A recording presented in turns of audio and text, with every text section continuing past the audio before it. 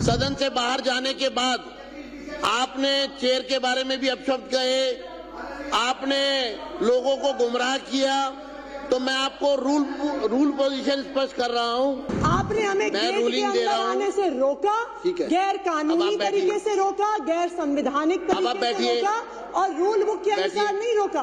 साथियों, अभी विपक्ष ने जब उनको निष्कासित किया गया था, बैठिए, तो आज सदन में आतिशी जी यहाँ उपस्थित हैं, विपक्ष यहाँ पर उपस्थित है। मैं रूल पोजीशन आपको स्पष्ट करना चाहता हूं, क्योंकि सदन से बाहर जाने के बाद आपने चेयर के बारे में भी अपशब्द कहे, आपने लोगों को गुमराह किया, तो मैं आपको रूल पोजीशन स्पष्ट कर रहा हूं। 277 के 3 में डी मैं पढ़कर बता रहा हूं आतिशी जी आपको, और भविष्य में भी आपको ध्यान रखना होगा कि सदन की सेवा से निलंबित सदस्य सदन के परिसर में प्रवेश करने से और सदन और समितियों की कार्यवाहियों में भाग लेने से वंचित रहेंगे।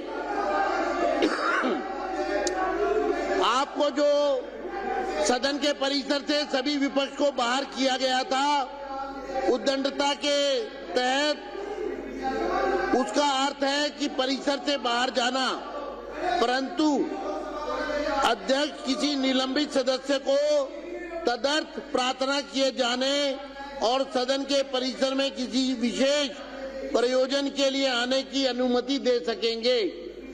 तो इसलिए इस विषय पर अगर आपको कुछ कहना होगा तो मैं आपको समय दूंगा।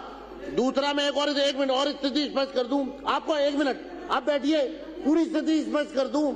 2 मिनट बैठिए आप, 2 मिनट बैठिए। मैं आपको, देखिए, सभी सदस्यों को मैं रूल बुक की स्थिति स्पष्ट करना चाहता हूं, क्योंकि भविष्य में सदस्य ये ना कहे कि हमको जानकारी नहीं थी।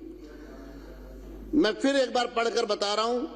277 का 3D, सदन की सेवा से निलंबित सदस्य सदन के परिसर में प्रवेश करने से और सदन और समितियों की कार्यवाहियों में भाग लेने से वंचित रहेंगे, परंतु अध्यक्ष किसी निलंबित सदस्य को तदर्थ प्रार्थना किए जाने पर सदन के परिसर में किसी विशेष प्रयोजन के लिए आने की अनुमति दे सकेंगे।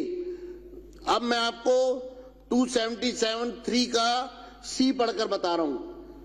जो आप पहले दिन निलंबित होने के बाद सदन के परिसर में नारे लगाते रहे, प्ले कार्ड लेकर घूमते रहे, प्रोटेस्ट करते रहे, उसके बारे में भी आपको स्थिति स्पष्ट कर देता हूं C पढ़ के। सदन द्वारा निलंबित सदस्य सदन के परिसर को तुरंत सदन द्वारा निलंबित सदस्य सदन के परिसर का तुरंत परित्याग करने के लिए बाध्य होंगे। अगर आगे से आपको अगर मार्शल आउट किया जाता है तो सदन द्वारा निलंबित किसी भी सदस्य को सदन द्वारा निलंबित सदस्य सदन के परिसर का तुरंत परित्याग करने के लिए बाध्य होंगे, किंतु ऐसा ना करने पर और अध्यक्ष द्वारा सदन का ध्यान इस ओर आकर्षित किए जाने पर कि बल का प्रयोग अनिवार्य हो गया है, मैं इसको दोबारा भी पढ़ूंगा, एक बार पढ़ रहा हूं जिससे कि सभी सदस्य समझ ले कि जब मार्शल आउट कोई सदस्य होगा तो उसको सीधा परिसर से बाहर जाना होगा। उसके लिए मैं C पढ़कर बता रहा हूं।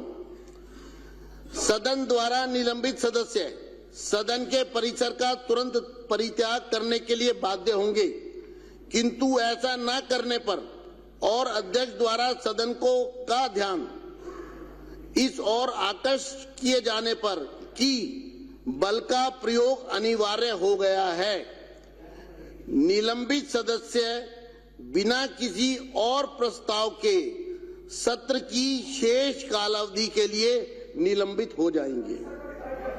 मैं इसको डिफाइन कर देता हूं, फिर डिफाइन कर देता हूं कि जो सदस्य निलंबित होने के बाद परिसर का परित्याग नहीं करेंगे और अध्यक्ष सदन को सूचित करेंगे कि उन्होंने परित्याग नहीं किया है, इसलिए बल का प्रयोग अनिवार्य हो गया है।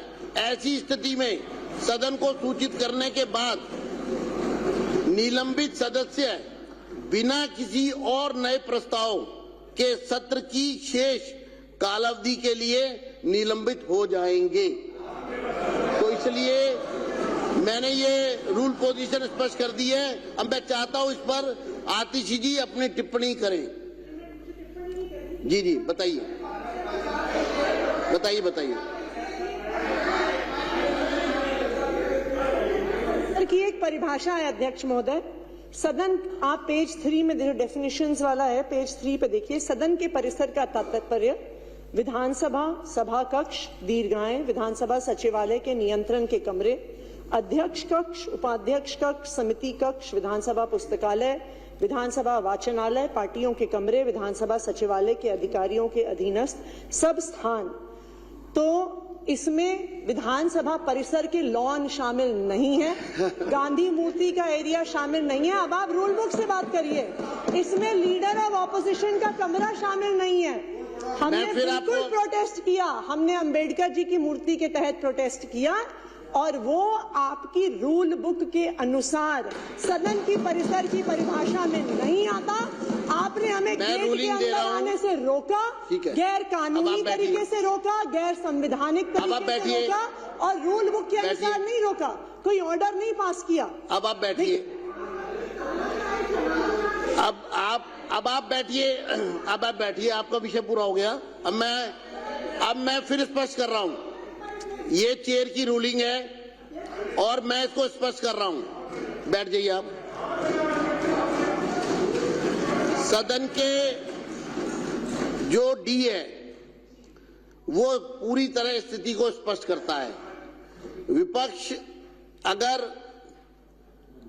रूलिंग को और रूल बुक को अन्यथा लेगा तो कोई भी सदस्य, पक्ष का या विपक्ष का, वो इसके लिए परिणाम के लिए जो है वो एक प्रकार से वो समझ ले कि इसका परिणाम क्या होने वाला है। सदन से बाहर जाने के बाद आपने चेयर के बारे में भी अपशब्द कहे, आपने लोगों को गुमराह किया, तो मैं आपको रूल पोजीशन स्पष्ट कर रहा हूं। आपने हमें गेट के अंदर आने से रोका, गैर कानूनी तरीके से रोका, गैर संवैधानिक तरीके से रोका और रूल बुक के अनुसार नहीं रोका। सदन से बाहर जाने के बाद आपने चेयर के बारे में भी अपशब्द कहे, आपने लोगों को गुमराह किया, तो मैं आपको रूल पोजीशन स्पष्ट कर रहा हूं। आपने हमें गेट के अंदर आने से रोका, गैर कानूनी तरीके से रोका, गैर संवैधानिक तरीके से रोका और रूल बुक के अनुसार नहीं रोका। न्यूज नेशन अब व्हाट्सएप पर खबरों के ताजा अपडेट के लिए न्यूज नेशन के इस QR कोड को स्कैन करें।